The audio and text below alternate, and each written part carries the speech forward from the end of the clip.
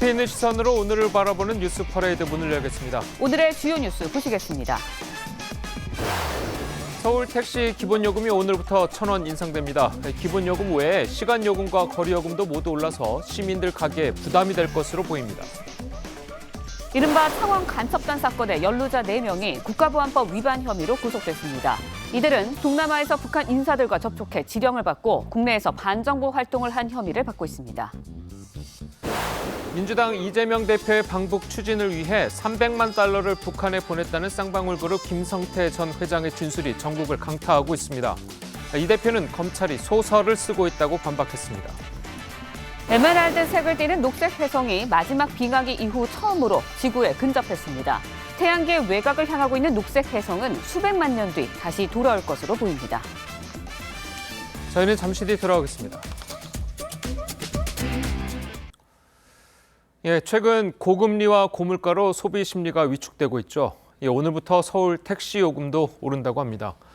중형 택시를 기준으로 기본 요금이 3,800원에서 4,800원으로 1,000원이 인상이 됩니다. 실질적인 요금은 이보다 더 오른다고 하는데요. 산업부 장윤정 기자 나와 있습니다. 자, 장 기자, 이 기본 요금만 오르는 게 아니네요. 네, 그렇습니다. 이 택시는 기본 요금 외에도 이 기본 거리라는 게 있습니다. 기본 요금으로 갈 수 있는 거리를 의미하는데요. 이렇게 보시는 것처럼 기존에는 기본 요금으로 2km를 갈 수 있었지만 오늘부터는 1.6km밖에 갈 수 없습니다. 이 기본 요금은 1,000원 더 비싸졌는데 기본 요금으로 갈 수 있는 거리는 400m 더 줄어든 셈입니다.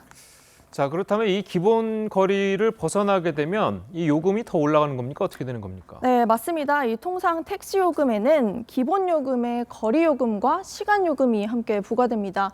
오늘부터는 이 거리 요금과 시간 요금도 함께 오르는데요. 추가 요금 100원으로 갈 수 있는 거리는 132m에서 131m로 줄었고, 이 시간 요금도 기존 31초당 100원에서 30초당 100원으로 비싸졌습니다. 결국에는 같은 거리, 같은 시간이 걸리는 구간도 이 미터기가 전보다 훨씬 더 빠르고 많이 오르게 된 겁니다. 그러니까 장 기자 말은 같은 거리를 가도 기본 요금 오른 것만큼이 1,000원이 아니라 더 많은 요금을 내게 되는 그런 건가 보군요. 네, 그렇습니다. 예를 들어서 이제 서울역에서 여의도까지 약 7km 거리를 이동할 경우에는 택시비는 9,600원 정도면 충분했습니다. 하지만 오늘부터는 11,000원을 내야 됩니다. 이 10,000원도 안 되는 금액으로 갈 수 있었던 거리를 이제는 10,000원을 훌쩍 넘겨내야 하니 승객들이 체감하는 인상폭은 클 수밖에 없습니다. 자, 그리고 이제 심야 시간 할증 요금도 더 올랐다고요? 네, 맞습니다. 지금 심야 시간에는 버스나 지하철 이용이 어려워지는 만큼 사실 택시를 탈 수밖에 없는데요. 오후 10시부터 새벽 4시까지 택시를 탄다면 기본 요금은 4,600원에서 5,800원까지 1,200원으로 오릅니다. 그런데 이제 밤 11시부터 새벽 2시까지 택시를 타면 할증률이 20%가 아닌 40%가 붙는 탄력 요금제가 시행되기 때문에 기본 요금이 6,700원부터 시작됩니다. 자, 뭔가 좀 약간 복잡한 것 같은데 그렇다면 예를 들어서 만약에 심야 할증이 붙는 시간에 강남역에서 회식을 마치고 종강역에 있는 집까지 택시를 타고 온다면 기존에 내는 비용보다 얼마나 더 내야 되는 겁니까? 네, 일단 강남역부터 종강역까지는 약 10km 거리 구간인데요. 오늘부터는 17,700원 정도를 내야 합니다. 이 심야 할증 체계가 바뀌기 전인 작년 12월 이전과 비교하면 약 30% 정도 오른 셈입니다. 또 서울 모범 택시와 대형 택시도 오늘부터 기본 요금이 7,000원으로 500원 오릅니다. 자, 그리고 이제 택시 요금뿐만 아니고 대중교통 요금들도 줄줄이 인상을 앞두고 있죠. 네, 맞습니다. 현재 대중교통 기본 요금은 지하철이 1,250원, 시내버스가 1,200원인데요. 서울시는 이르면 오는 4월부터 300원에서 400원 정도 요금을 올릴 예정입니다. 이 지하철과 시내버스 요금은 지난 2015년 6월 인상된 이후 7년째 동결 상태입니다. 자, 서민들의 발이라고 할 수 있는 대중교통 요금이 이렇게 오른다면은 앞으로 더 살기가 팍팍해지겠군요. 자, 장 기자 잘 들었습니다. 어제 저녁 6시 40분쯤 울산 울주군의 한 컨테이너 제작 업체에서 이 야적장에서 불이 났습니다. 자, 이 화재로 컨테이너 12개 동이 모두 불에 타 소방당국 추산 2,500만 원의 재산 피해가 발생했습니다. 어제 오후 5시 반쯤 경기도 화성시 영천동의 한 아파트 지하 주차장에서 주차된 SUV 차량에서 불이 났습니다. 이 불로 차량의 엔진룸이 탔고 현장에서 자체 진화를 시도하던 아파트 관계자 60대 남성이 연기를 마셔 병원으로 옮겨졌습니다.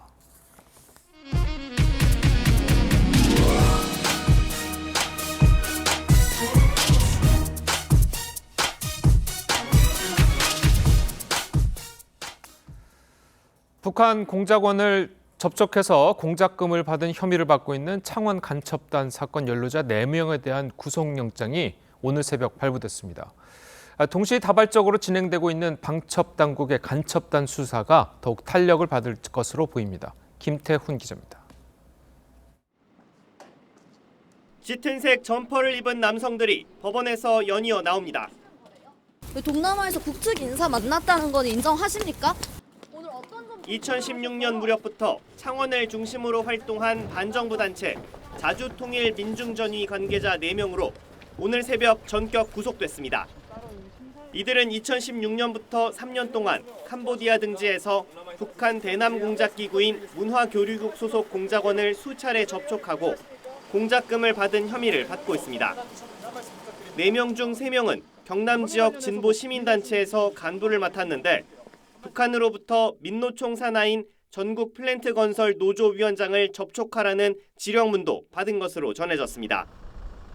이들은 지난달 29일 체포가 부당하다며 서울중앙지법에 체포 적부심을 청구했지만 법원은 이를 기각했고 증거를 인멸할 염려가 있고 도망할 염려가 있다며 구속영장도 발부했습니다.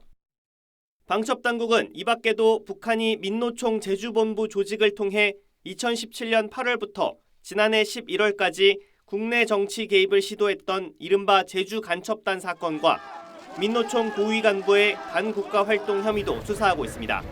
TV조선 김태훈입니다. 이재명 대표를 모른다고 했던 쌍방울 그룹 김성태 전 회장이 검찰 조사 과정에서 말을 바꾼 것으로 알려졌습니다. 김 전 회장은 북한 인사와 만난 자리에서 이재명 대표와 전화 통화를 했고 이 대표가 고맙다고 말했다고 검찰에 진술했는데 수사가 새로운 국면을 맞게 됐습니다. 송민성 기자의 보도입니다. 2019년 경기도가 중국 심양 출장을 다녀와 작성한 결과 보고서입니다.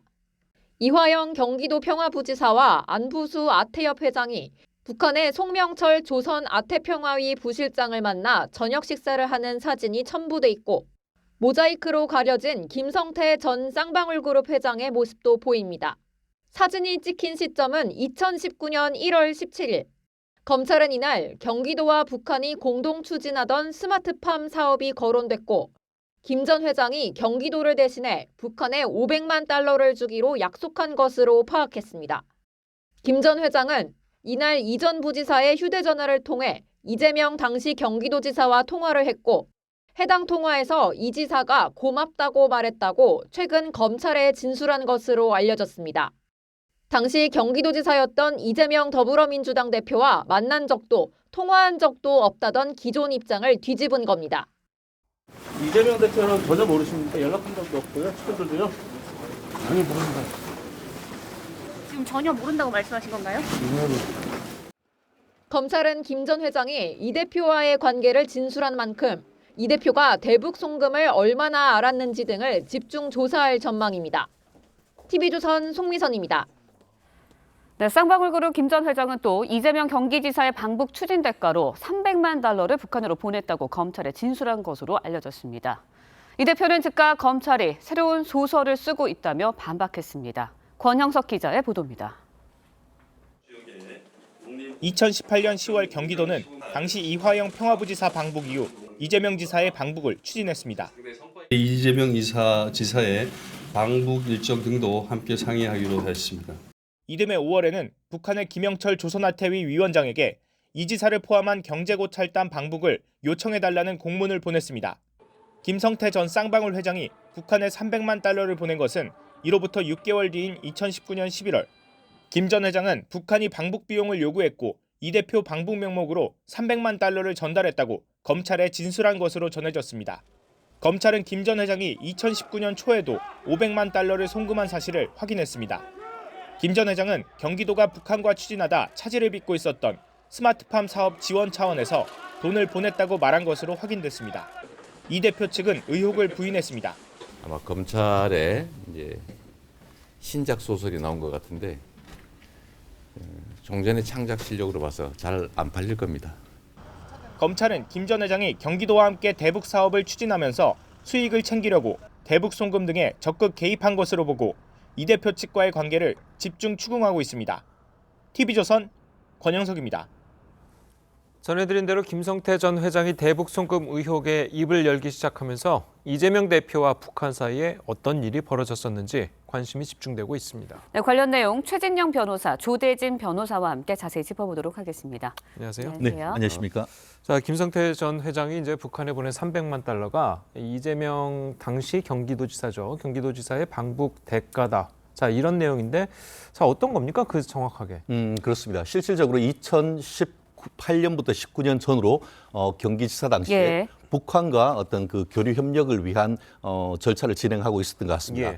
그런 가운데 2018년에 아시다시피 문재인 대통령께서 그 북한을 방북했었지 않습니까? 예. 그런데 공교롭게도 그 당시에 지자체 단체장으로서는 그 박원순 서울시장과 그 강원도의 최문순 경기지사께서는 갔는데 어떻게 보면 가장 중요한 부분이라고 할 수 있는 경기지사인 이재명 대표가 그 당시에 포함이 되지 않았었던 것이죠.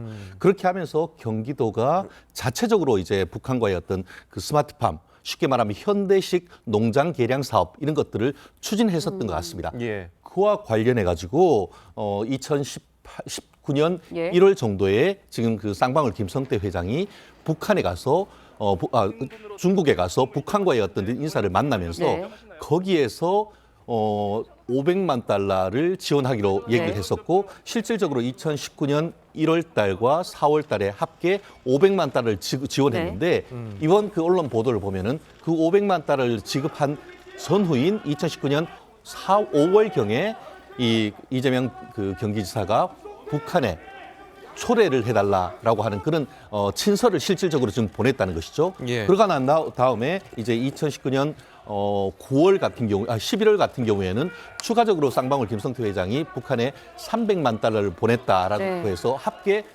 800만 달러, 우리 돈으로 한 거의 100억 원 가까운 돈을 보냈다는 것인데요. 그 과정에서 이재명 그 경기지사가 이화영 그 당시에 평화부지사를 통해서 고맙다라는 얘기를 했었던 것이고 실질적으로 그 과정에서 이와 같은 일들이 있었는데 문제는 이와 같은 내용이 남북교류협력법에 따르는 통일부 장관에 대한 신고라든가 방북 어떻게 보면 증명서 같은 것들을 제대로 받았는지 돈을 보내는 과정에서 승인을 받았는지 이 부분이 제대로 문제가 되고 있는 것 같습니다. 야, 네. 그리고 여기서 한 가지 좀 짚어 넘어갈 게 지금 그 2019년 초에 보낸 500만 달러는 이제 김 전 회장이 보낸 것이고 지금 새로 드러난 게 이제 300만 달러 아니겠습니까? 그렇습니다. 이 300만 달러는 이재명 당시 경기도지사의 방북을 대가로 지불한 그런 것으로 이제 보고 있는 거죠. 그럼 그렇습니다. 약간 뭐 다른 건가요? 어떻습니까? 결론적으로 큰 틀에서는 같은 거죠. 결국은 그 쌍방울 같이 기업은 왜 그렇게 하겠죠? 그렇게 대신 그 비용을 대납해주면은 예. 뭔가 이권이 있는 것 아니겠습니까? 예. 그게 직무 관련성과 대가성이 있는 그 부분인 것 같은데요. 결국 그 쌍방울 같은 경우에는 돈을 그 어제 김성태 회장이 그 언론 보도에 보면은 그렇게 큰 돈을 내가 그냥 줬겠느냐, 보험을 들었다. 뭐 이런 취지로 해서 쌍방울 그 김성태 회장이 이화영 그 당시에 이제 경기 부지사로부터 이 대표 그 이재명 그 경기지사에게 이 모든 내용을 보고를 했고 승인을 받았고 나아가 고맙다는 인사까지 받았다는 것 아니겠습니까? 결국 그러한 것은 그 스마트팜 사업과 관련해 가지고 50억이라는 돈을 사실상 그 경기도에서 돈을 나가야 되는데 김성태 회장이 지금 그 중국에서 북한 관계자를 만나봤더니 예. 왜 이거 돈 안 줘? 라고 하니까 쌍방이 당신들이 좀 대납해 줄 수 없느냐 이런 얘기가 났고 그 얘기가 이제 그 이화영 부지사라든가 이런 사람들과의 어떤 상호 협력 그 얘기를 통해 가지고 그러면 우리가 돈을 대신 대납해 줄게. 대신에 추후에 관련되는 북한과 관련된 교류 협력과 관련되는 구체적인 민간 사업은 우리한테 이권을 달라라고 했다고 한다고 하면은 그 자체가 대가성과 직무 관련성이 있는 것이고 결국 그 부분은 제3자 뇌물이 될 수 있다는 부분이고 나아가서 그 금액이 지금 보면은 처음에 500만 달러, 나중에 800만 예. 그 300만 달러에서 800만 달러가 됐다는 것은 사실 뇌물죄로서는 100억이 넘는 어마어마한 돈 아니겠습니까? 예. 그렇기 때문에 이 부분 같은 경우에는 결국은 이재명 대표와 쌍방울 사이에 어떠한 그 이권과 어떠한 서로 주고받는 관계가 있었는지에 대한 핵심 부분이기 때문에 이것은 뭐 신작 소설이라고 하겠지만 오히려 뇌물죄라든가 어떤 그 변호사비 대납이라든가 이런 부분에 있어서의 동기를 밝힐 수 있는 가장 중요한 핵심이기 때문에 지금 언론에 초점을 받는 것 같습니다. 네, 대북 송금 자금의 대가성 네. 의혹에 대해서도 짚어주셨는데 현재 우리나라 북한과의 관계를 따져보면 대북 송금 자체가 불법 아닌가요? 일단은 여러 가지 법적 문제가 생길 수가 있는데요. 방금 제3자 뇌물죄를 언급을 해주셨는데 예. 만약에 이제 그 김성태 전 회장이 이재명 전 대표, 이재명 경기도지사의 그 필요에 의해서 대북 사업을 대신 대납을 해줬다면 그리고 그걸로 인해서 도움을 받았다면 제3자 뇌물죄가 해당이 될 수가 있고요. 지금 뭐 국제 상황상에도 뭐 비추어 볼 때에도 뭐 유엔 대북제재에 관련된 사안에도 위반이 될 수가 있고 그리고 남북교류협력법도 위반이 되는 사안으로 판단할 수가 있습니다. 네, 그런가 하면 그동안 이재명 대표와 김성태 전 회장 서로를 모르는 사이다라고 주장을 해왔었죠. 당시의 발언들 모아봤습니다. 직접 듣고 이야기 이어가겠습니다. 이재명 대표 측이랑은 뭐 연락 정보나 이재명 대표는 전혀 모르십니까? 연락한 적도 없고요. 측근들도요. 아니 모릅니다. 지금 전혀 모른다고 말씀하신 건가요? 그 쌍방울과 이재명은 대체 무슨 관계입니까? 제가 전에 그랬죠. 내가 인연이라면 이거 내이 사입은 거. 도대체 저는 김성태라는 분 얼굴도 본 일이 없거든요. 근데 그분이 왜 제 변호사비를 내며 그 받은 사람은 대체 누구냐 그럼? 그 사람 잡아가든지. 정말 황당무계해요.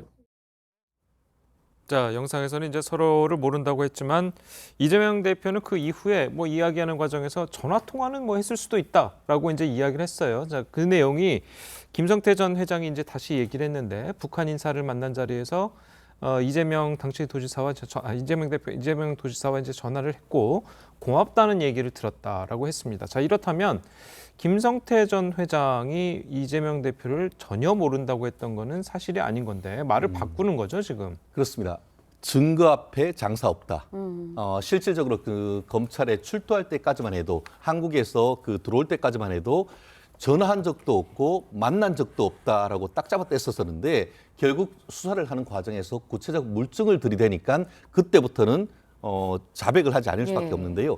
결국 이 부분에 있어서 진술의 변경이 있었는데 그 이유가 뭔가? 왜 그렇다고 하면은 일면식도 없다고 하면서 김성태 회장도 부인하고 이재명 대표도 좀 전에 얘기한 것처럼 쌍방울과 관계란 것은 결국 내복 사유인 것밖에 없다라고 딱 잡아대는가?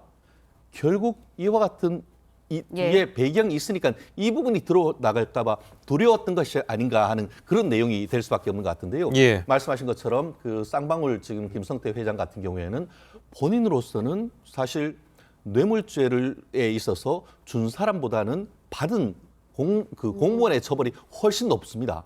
결국 현재 이 정도 드러났다고 하면은 결국은 본인은 처벌을 감수할 수밖에 없고 적극적으로 진술을 함을 통해 가지고 결국 본인의 형을 낮출 수밖에 없는 그런 상황이 될 수밖에 없는 상황인데요.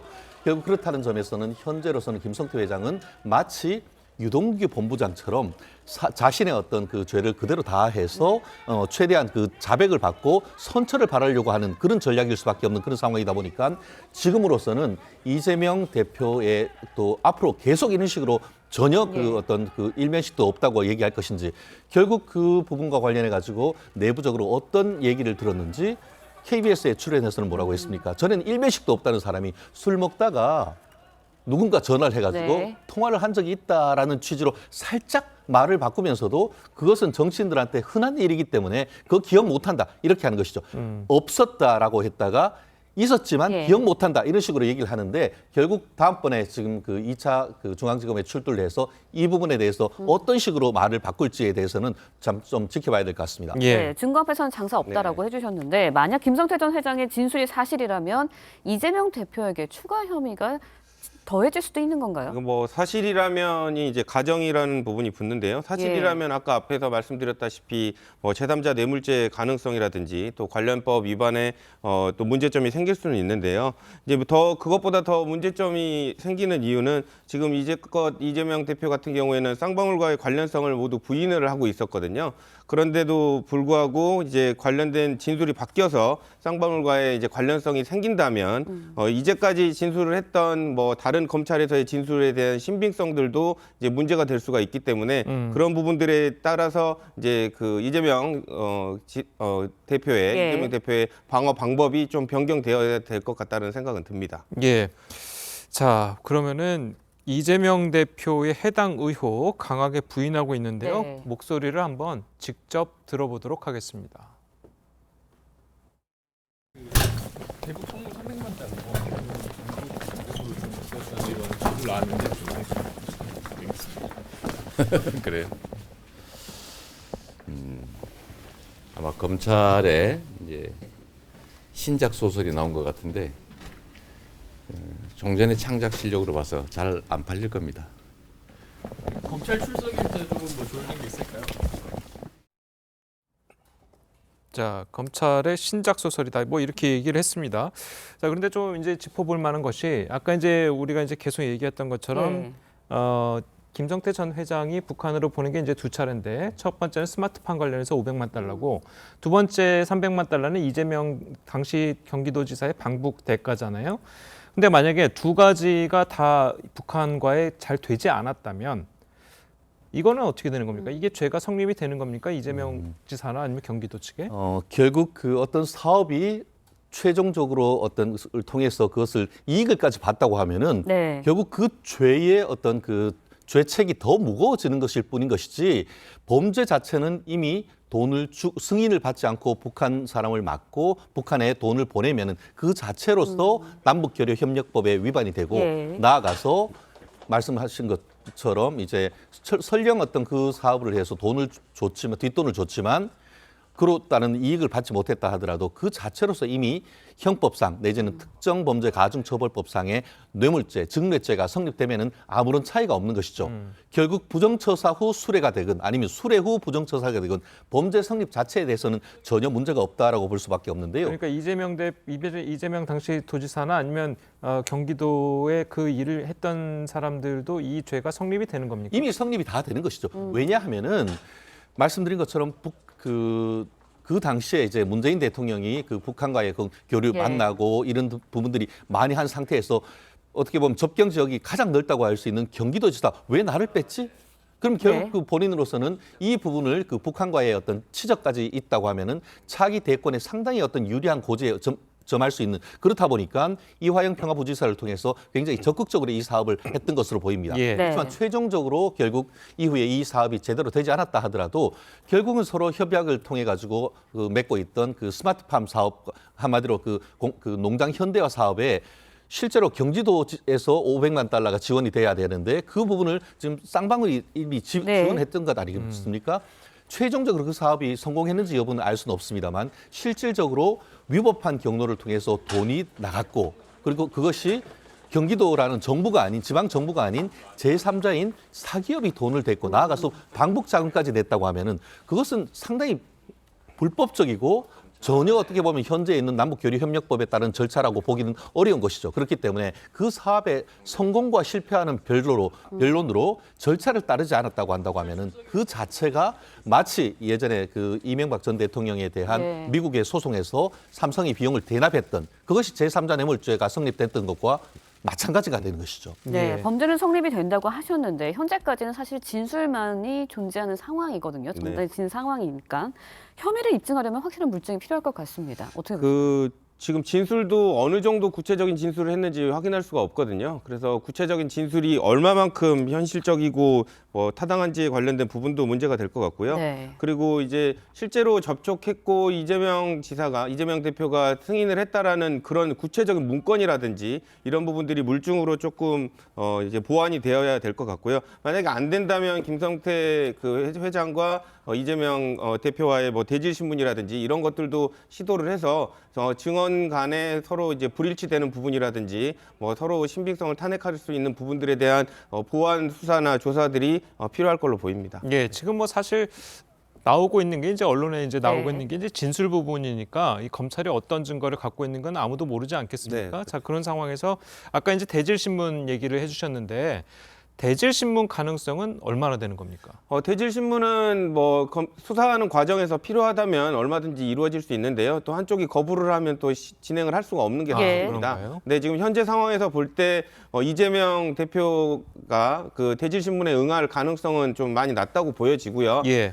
이 대질 신문을 진행하는 것 자체가 검찰에 유리한 판을 만들어주는 거기 때문에 거기에 굳이 출석을 해서 여러 가지 신빙성을 탄핵받을 수 있는 진술을 한다는 것 자체가 현실적으로 이루어질 가능성은 많이 없다고 보여집니다. 알겠습니다. 네. 그런 예, 자 이런 가운데 이제 경기도 파견됐던 통일부 직원이 석 달 만에 다시 부처로 복귀한 정황도 이제 드러났습니다. 해당 직원은 당시 경기도가 추진했던 대북 사업에 제동을 걸었다는 것으로 이제 알려지고 있는데, 자 이렇게 되면 이 부분도 좀 수사가 들어가게 되나요? 어떻습니까? 사실 이미 수사는 다 끝났다고 저는 예측을 합니다. 예. 왜냐하면은 결국 그 기존에 지금 그 이재명 대표 같은 경우에는 신작 소설이다. 예. 소설은 뭡니까? 주장은 그 주장만 있지 입증이 없다라는 그런 취지인 것 같은데 결국 검찰이 이 정도의 어떤 이재명 대표를 예. 마지막으로 부른다는 것은 이미 통일부 직원 그리고 그 당시 이 그 남북 교류 협력을 그 담당을 했던 이 경기도 내에 관련되는 공무원에 대한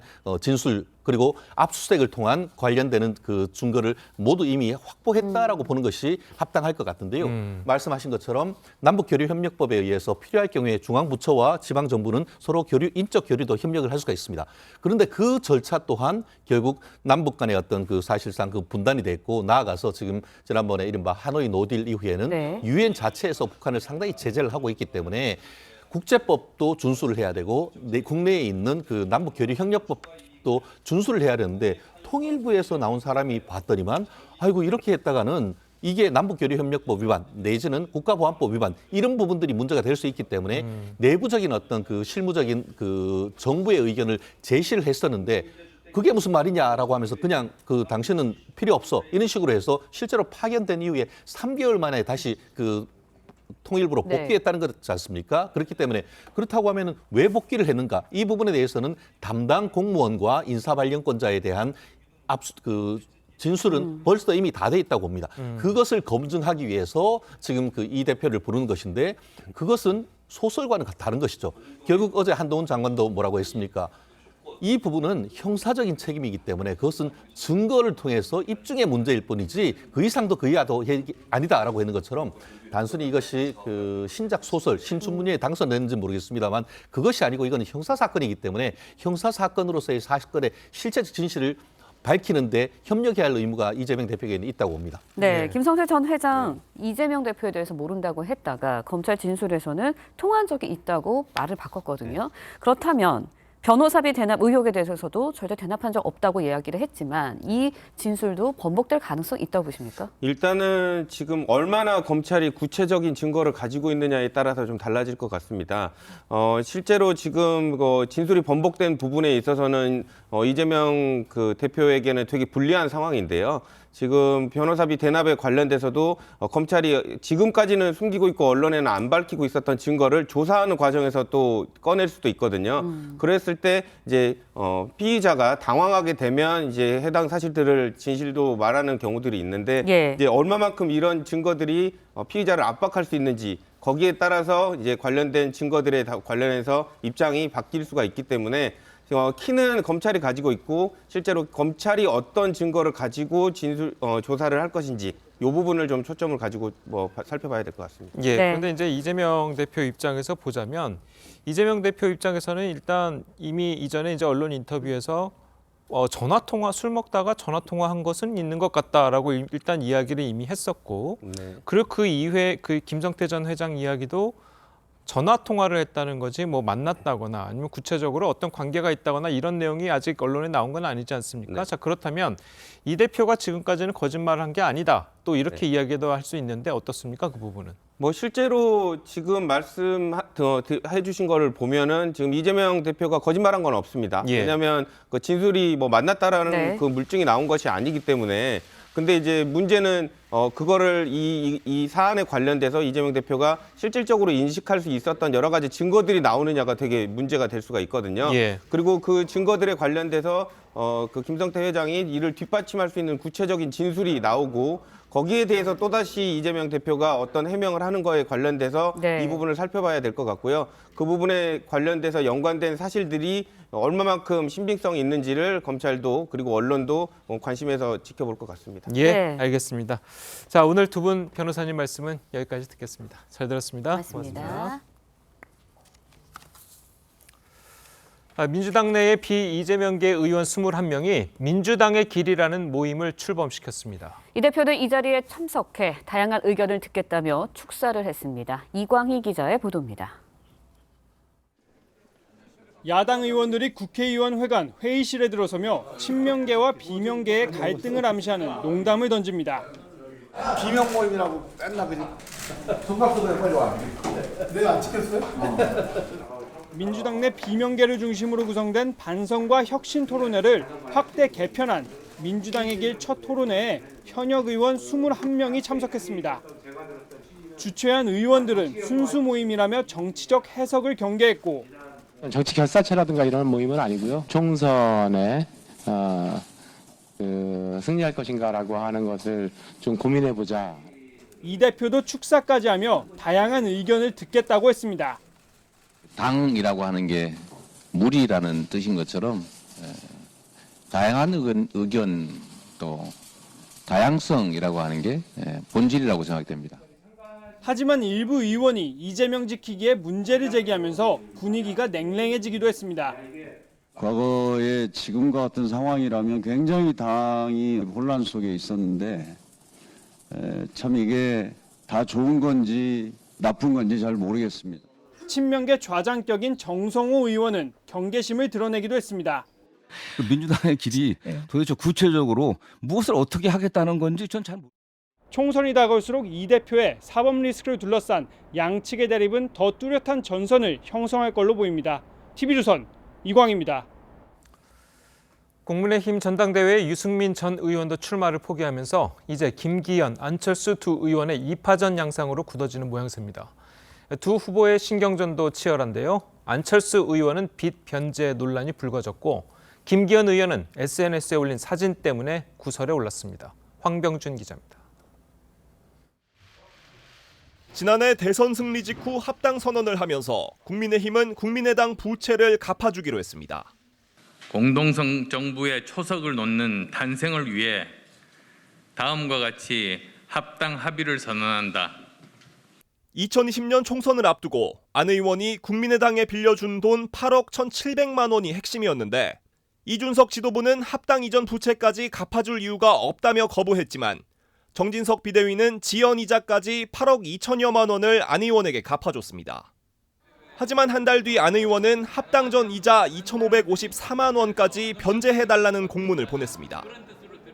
당 관계자는 국민의당 시절 발생한 이자까지 청구해 황당하다고 했는데 안 의원 측은 이자를 받지 않으면 위법이라 공문을 보낸 것이라고 해명했습니다. 김기현 의원은 배구 선수 김연경 씨와 가수 남진 씨가 자신을 응원했다며 SNS에 사진을 올렸다가 구설에 올랐습니다. 남 씨 측이 김 의원을 지지한 사실이 없고 꽃다발을 준비한 적 없다고 공개 반박하자 김 의원 측은 사진 게시는 자리를 주선한 분에게 동의를 얻었다고 해명했습니다. 지인의 초청을 받아서 그 자리에 갔고 그 자리에 남진, 김연경 두 분이 오신다고 얘기를 들었고 갔더니 꽃다발을 준비해서 이런 가운데 당 선관위는 당대표 컷오프 인원을 4명으로 확정했습니다. 2월 8일과 9일 이틀간 당원 여론조사를 통해 4명의 본경선 후보를 확정할 예정입니다. 한편 유승민 전 의원은 충분히 생각했지만 아무 의미 없다는 결론이라며 불출마를 선언했습니다. TV조선 황병준입니다. 전해드린 대로 민주당 내 비이재명계가 주축이 된 민주당의 길이 어제 첫 토론회를 열고 공식 출범했습니다. 앞으로 어떤 역할을 하게 될지 주목이 되고 있는데요. 두 분과 함께 정치권 소식을 자세하게 짚어보도록 하겠습니다. 신인규 국민의힘 전 상근 부대변인 그리고 김두수 시대정신연구소 대표 나오셨습니다. 안녕하세요. 자, 어제 이재명 대표가 직접 토론회를 찾아가서 이제 축사를 했는데요. 목소리를 직접 들어보겠습니다. 민주당이 나아가야 될 길들을 진지하게 모색하는 자리이기 때문에 이런 자리는 많이 있을수록 좋다. 당내의 다양한 목소리들을 듣는 것이 저의 역할이기도 하죠. 당내 의원님들이 민주당이 가야 될 길을 찾아보겠다고 하니까 당연히 대표로서 참석하는 게 맞겠죠. 대표님 일각에서는 비명계에 손 내민다 이런 해석들도 나오는데 비명계 아니라던데. 예, 이재명 대표의 사법 리스크가 고조되고 있습니다. 이런 가운데 이제 비명계 의원들이 주축이 된 모임이 공식 출범을 했는데요. 자, 이 대표가 찾아가서 이제 직접 축사를 했습니다. 이 대표가 이제 직접 축사를 한 의미는 어디 있다고 보십니까?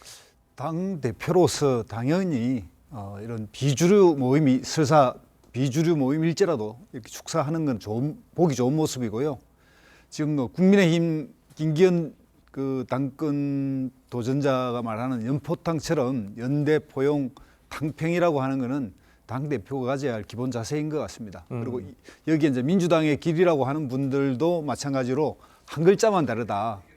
비명 모임이 아니고 비전 모임이다. 그래서 비전을 같이 하는 당내 어떤 연구 모임이다 이렇게 표현했고 그런 측면에서 이재명 대표도 가서 축사하고 이런 서로 민주당의 앞날에 대해서 걱정하는 이런 건 좋은 모습이라고 생각합니다. 그리고 내부에 토론을 통해서 여러 가지 어려움이 있는데 그 어려움에 대해서 각자 생각이 좀 다양하게 있는 거는 당의 민주주의를 위해서 좋은 일이고요. 그래서 당연히 이제 내년 총선을 앞두고 민주당의 이런 비주류 모임들이 또 더 생길 수도 있고요. 그래서 그런 측면에서 이재명 대표도 또 본인이 과감하게 먼저 가서 축사하겠다 이렇게 한 것 같습니다. 예. 자, 그래도 물론 본인들도 이제 비전 계열이라고 하고 비명 계열이 아닌 그리고 이제 아까 영상에서도 이재명 대표가 비명계가 아니라는데 이렇게 이제 답변을 했잖아요. 그런데도 불구하고 누가 보더라도 이제 거기에 모인 의원들은 다 비이재명계라고 불렸던 의원들이잖아요. 그래서 정치권에서 나오는 이 얘기 중 하나가 이재명 대표가 그 자리에 간 것은 과연 비이재명계 의원들이 누가 있느냐 그걸 확인하러 간 거 아니냐 자 이런 또 이야기가 있거든요. 예, 우선은 사실 그 민주당의 길이라는 단체에 지금 함께하고 있는 의원들을 보면요. 평소 당에 대해서 쓴소리 많이 하던 조응천 의원도 지금 포함이 되어 있는 걸 보면 사실 이제 이재명 대표와는 좀 거리가 먼 분들이 이제 합류한 것은 맞아 보입니다. 예. 근데 지금 민주당 내에서 가장 지금 위험스러운 것이 당대표의 사법 리스크입니다. 그래서 이재명 대표가 벌써 지금 검찰에 2차례나 소환이 됐고 앞으로도 또 소환이 계속 예정되어 있는 상황이거든요. 이런 상황 속에서 이재명 대표가 옥중 공천을 할 것이다라는 당내의 우려까지 지금 나오고 있는 상황입니다. 그런 대안 부재론 속에서 이런 비주류들이 나름의 목소리를 모아서 내겠다라는 움직임은 매우 좀 자연스럽다. 전 이렇게 생각을 하고요. 예. 문재인 정부 인사들 중심으로 이루어진 사의제를 비롯해서 이제 민주당의 길까지 나왔기 때문에 앞으로도 민주당 내부에서의 다양한 목소리가 좀 더 나오지 않을까 이렇게 예상을 하고 있습니다. 예. 자, 그래서 이제 어제 토론회에선 어떤 이야기들이 나왔는지 저희가 한번 모아봤습니다. 당이라는 게 어떤 단일한 목소리, 단일한 대우 이런 게 좋은 것 같지만 지금 상황에 대해서 다르게 판단하고 있고 다른 어떤 모색을 하는 사람들도 많이 있잖아요. 이제 그게 특히 이제 우리 당이 지금 민주당이 도대체 어디로 가고 있나? 국민들의 민심의 변화의 원인이 뭐고 하는 것도 여러 가지 이유가 있을 테니까 최근에 검찰 수사를 받고 있기 때문에 과잉 수사로 이어지는 상황이 영향을 미쳤을 거라고 보고 결론적으로 내년 총선을 기준으로 본다면 지금 상황은 절대 낙관하면 안 되는 상황이다. 자, 이야기를 들어보면 어쨌든 지금 민주당에 처한 이재명 대표의 사법 리스크가 만만하게 본 상황은 아니다라고 이제 보고 있는 것 같거든요. 네. 민주당 국회의원들 입장에서는 내년 총선을 앞두고 만약에 이재명 당대표의 사법 리스크가 현실화된다면 정말 혼란이 오기 때문에 그런 점은 염려할 수밖에 없습니다.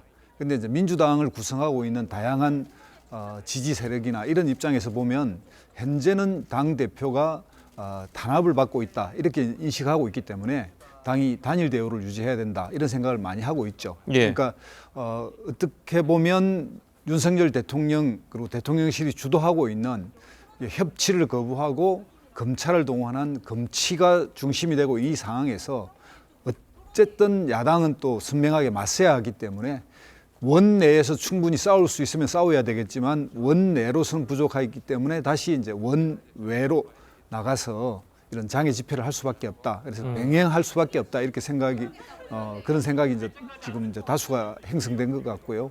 그리고 이제 1월 4일 날 또 이태원 참사 100일 또 추모제가 연동돼 있기 때문에 민주당 입장에서는 이런 민생과 이런 윤석열 정부의 실정을 같이 평가해야 되겠다. 그래서 그날 오후 4시에 국민보호대회를 열기로 했다. 이런 부분에 대해서는 아마 이런 목소리가 다양한 가운데도 아마 당대표를 중심으로 해서 지금 단일 대우로 아마 장애 집회를 그때까지는 할 것 같다 이렇게 생각이 듭니다. 2월 4일 말씀하셨죠? 2월 4일입니다. 예. 예.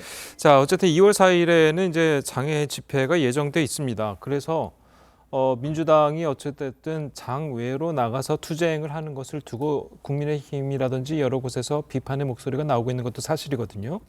예, 아무래도 지금 국민들의 삶이 굉장히 어렵습니다. 경제 위기가 심각한 상황이고 지금 국회가 제 기능을 못하고 있다라는 그 평가 때문에 국회 불신이 상당히 높은데요. 민주당이 이런 상황 속에서 장애투쟁이라는 어떻게 보면 여론전의 마지막 카드라고 볼 수 있는 이 카드를 꺼내들면서 그 장애투쟁의 명분도 이재명 대표 지키기로 지금 나가고 있습니다. 보통 장애투쟁이라는 것이 그 소수당이 주로 쓰는 그 방법이고요. 또 어떠한 대의 명분이 있었을 때 이것이 국민들 앞에 받아들여질 수도 있는 것인데 지금 민주당은 국회 내에서 초다수 야당을 지금 가지고 있고 또 이것도 명분이 그렇게 있어 보이지가 않는단 말입니다. 예. 그렇기 때문에 저는 국민들의 동의를 얻기가 상당히 힘들어 보이고요. 이런 장애 집회가 상당히 좀 가속화될수록 저는 국민들의 그런 비판 여론도 동시에 좀 높아질 것이다. 좀 그렇게 생각을 합니다. 알겠습니다. 계속해서 다음 이야기 가보도록 하겠습니다. 민주당이 오늘 김건희 여사 주가 조작 진상조사 TF를 공식 출범시킬 예정입니다. 김 여사는 활발한 공개 행보를 이어가고 있는데요. 영상 보고 오겠습니다.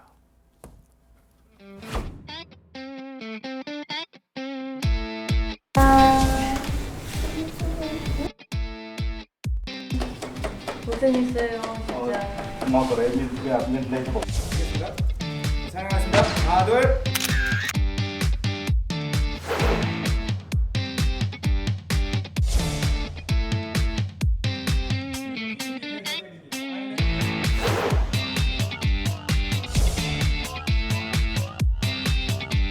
귀한 시간을 내주신 영부인님께 감사의 마음으로 박수와 해외 정상들께서 압도적으로 저에게 하는 질문이 한국 디자인 또는 한국 문화 또는 한국 패션에 대해서 지속적으로 저한테 여쭤보시고 관심을 가지고 계십니다. 지금 세계 중심에 있는 그런 기대 속에서 항상 계시다는 것을 잊지 않으셨으면 좋겠습니다.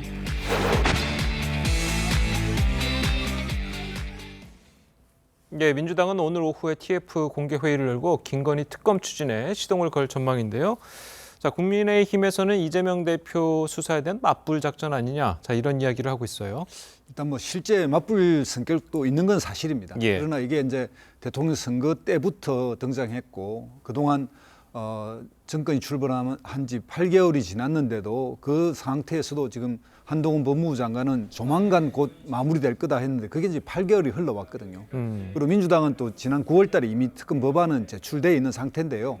예. 최근에 와서 김건희 여사의 어떤 이런 본격적인 어떤 행보가 조용한 내조가 아니라 어쩌면 뭐 정치인의 반열에 오르는 정도로 뭐 서문시장을 간다든가 또 이 뭐 국회의원 주로 부인들이나 이런 분들을 만나거나 이래야 되는데 직접 이제 비례대표 국회의원들 이렇게 만나서 하고 이러다 보니까 당무도 개입하고 있다든지 이런 뭐 그런 이제 인상을 주고 있는데 민주당 입장에서는 윤석열 대통령의 예를 들면 약한 고리, 어쩌면 또 뭐 표현이 좀 그렇습니다만 영린에 가까운 이런 부분을 민주당 입장에서도 이재명 대표의 이런 그 사법 형평성에 맞춰서 한번 정면 공개해야 되겠다 이런 생각을 가지고 있는 것 같습니다. 예, 자 민주당에서 이제 TF를 구성해서 특검에 나서긴 했지만 사실 이 문제는 지난 대선 과정에서도 이제 계속 불거졌던 문제들이고 그 대통령실이 이야기하기로는 뭐 수사도 어느 정도 다 된 사안인데 왜 자꾸 이 문제를 들고 나오느냐, 자 이렇게 이야기를 하고 있습니다.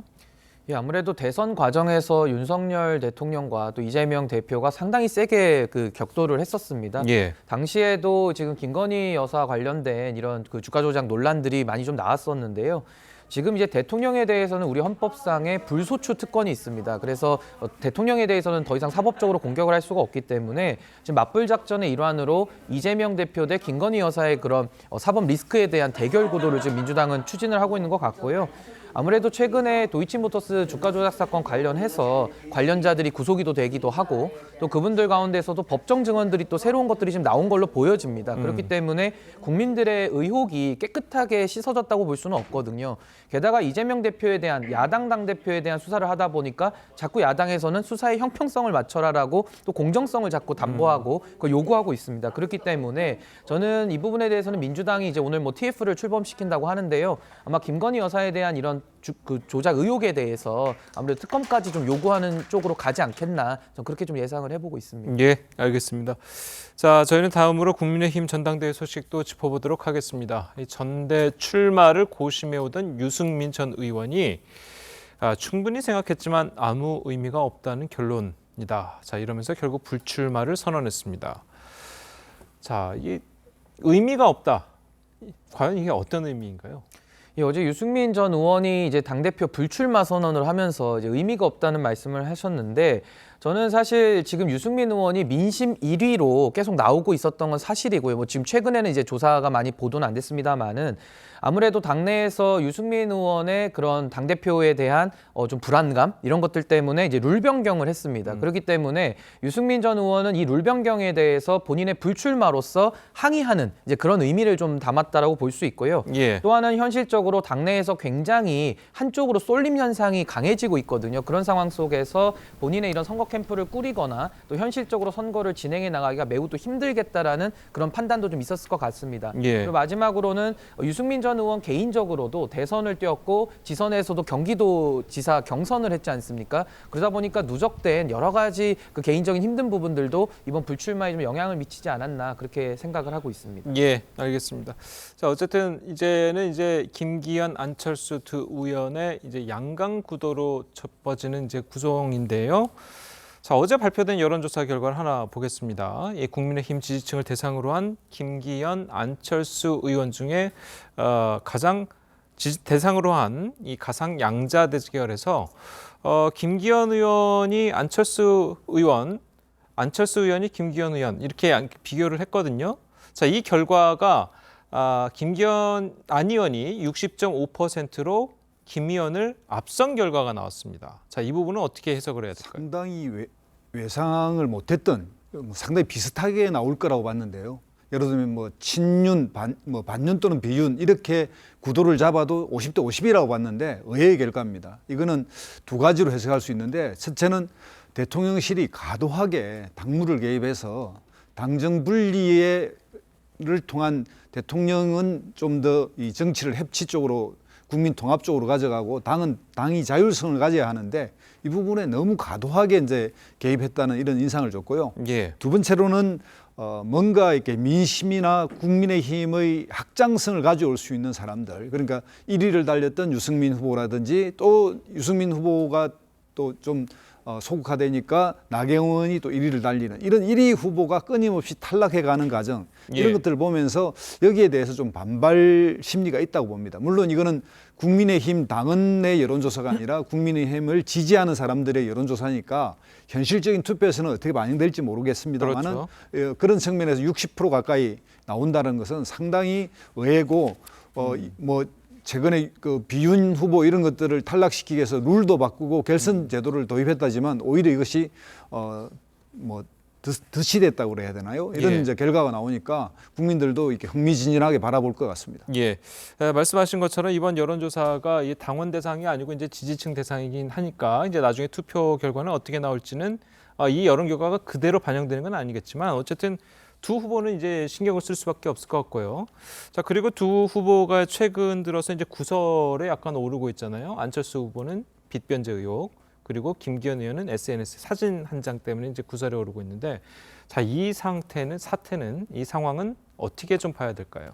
예, 우선은 뭐 사실 안철수 의원의 이런 급부상이라고 할까요? 이건 저는 나경원 의원의 불출마를 통해서 이제 당원들께서도 이거 상당히 좀 이런 식으로까지 후보를 좀 주저앉히는 것은 문제가 있지 않느냐, 이런 좀 반발심이 저는 반영이 됐다고 보고요. 예. 그런 과정 속에서 지금 김기현 의원이 상당히 조금은 좀 쫓기는 입장이기 때문에 상당히 좀 초조할 수 있고 해서 이제 안철수 의원에 대해서 이제 상당히 뭐 정통성 문제라든지 뭐 아니면 이번에도 말씀하신 대로 이자 청구 문제라든지 그렇죠. 이런 부분에 대해서 계속 문제 제기를 했고요. 또 안철수 의원 입장에서도 과거처럼 좀 소극적 대응을 하는 것이 아니라 이번에는 굉장히 적극적으로 이렇게 의견 개진을 하고 있습니다. 예. 그래서 최근에는 김기현 의원이 그 지금 뭐 남진 씨나 또 김연경 씨와 함께 이렇게 사진 찍은 것이 논란이 됐는데 저기에 대해서도 이제 안철수 의원 입장에서는 충분히 왜 상대방의 동의도 얻지 않고 저것을 SNS에 올렸느냐, 이 상당한 결례 아니냐, 이런 식으로 좀 비판을 하고 있거든요. 그래서 앞으로도 이제 전당대회가 이제 곧 시작이 이제 될 텐데 앞으로도 상당히 조금 양측에서 좀 많은 이제 논쟁이 좀 있을 것이다, 이렇게 예상을 하고 있습니다. 예, 알겠습니다. 자, 오늘 두 분 말씀은 여기까지 듣겠습니다. 잘 들었습니다. 고맙습니다.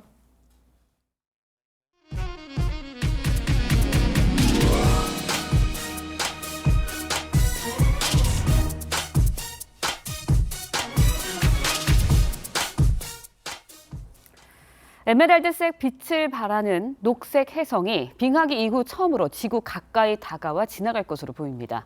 자그마치 5만 년 만인데 오늘부터 내일 새벽까지 북쪽 하늘에서 가장 잘 관측할 수 있다고 합니다. 이정민 기자의 보도입니다. 별들 사이로 초록빛 빛을 뿜으며 이동하는 혜성. 지구 가까이 다가오는 녹색 혜성 C2022-23입니다.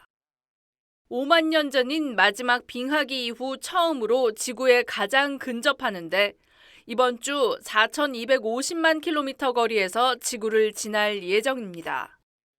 Though it's still going to be about 42 million kilometers away from us, we're certainly not in any danger at all, but we are just close enough that we can get a quite nice view of it.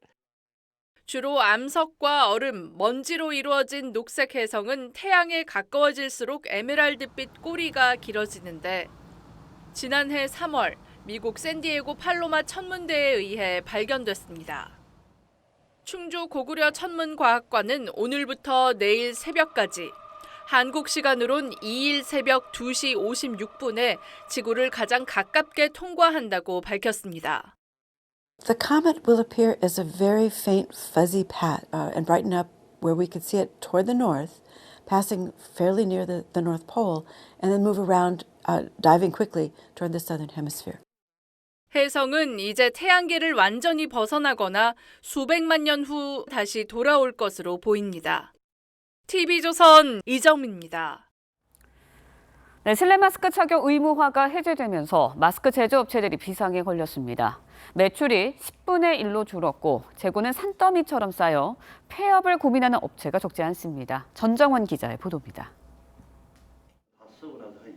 멈춰선 기계 위에 마스크 원단이 그대로 걸려 있습니다. 미포장 마스크는 봉지에 담긴 채 널브러져 있습니다. 공장 한쪽엔 팔리지 않은 마스크 재고 10만 장이 고스란히 쌓여 있고 한켠엔 뜯지도 않은 원부자재들이 그대로 남아 있습니다.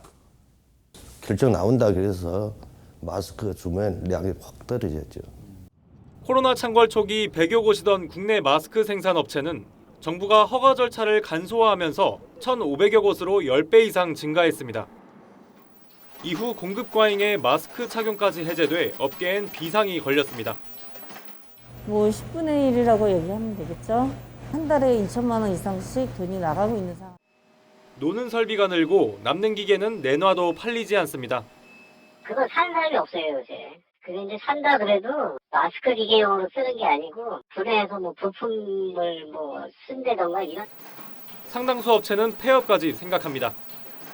저희가 볼 때는 이제 50% 이상 공장들이 폐업 위기에 처하지 않을까. 코로나로 반짝 특수를 누렸던 마스크 업계가 노마스크 이후 대책 마련에 고심하고 있습니다. TV조선 전정원입니다.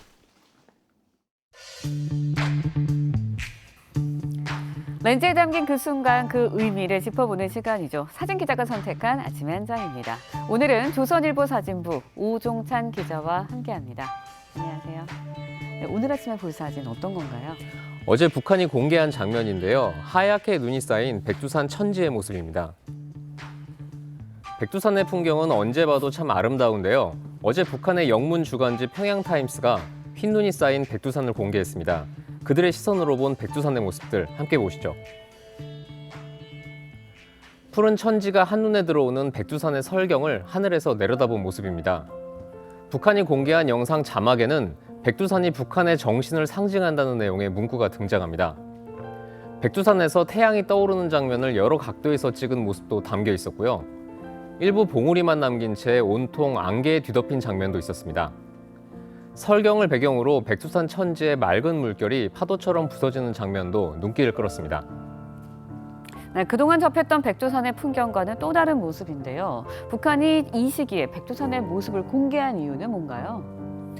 네, 북한은 올겨울 들어 사상무장을 강조하면서 주민들의 백두산 답사를 독려하고 있는데요.